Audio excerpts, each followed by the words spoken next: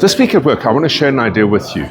A couple of years ago, I was involved in a fantastic piece of research. We had the opportunity over 3 years to go and explore, investigate, do a deep dive, having proper solid engagements with around 10,000 businesses. It occurred over a 3-year period of time, all established mid-tier companies. And what fascinated me is one of the most vital stats that came out. They gave a true insight into what makes the life and times of a business owner so arduous, is that around 95.4% of the teams that we managed to talk to had no idea what the purpose of the business was.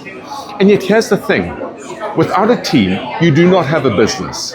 But with a team that doesn't understand beyond the function of their work, why you do what you do, and what the intent behind the business is, it makes delegation that sticks inordinately difficult.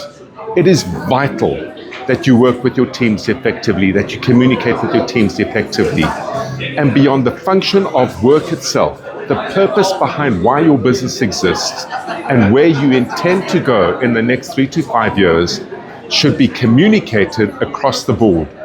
You need to communicate it not in terms of financial metrics and numbers, but rather as to why the business exists. What value does it bring to its clients and customers, and importantly, to society at large. People want to be part of a bigger thing, a bigger vision that they can connect to, identify with, and feel part of. Even more importantly, they want to bring their voice into that vision. Environments like this behind me are a fantastic opportunity for any organization through facilitated team engagements and collaborations and exercises, and call it what you will, to get a team talking, to get a team aligned, and most importantly, to conclude with the purpose behind the business that is team-driven, team-led, and highly team-motivated. Food for thought to make your ride as a business owner substantially easier. Have an entrepreneurial day.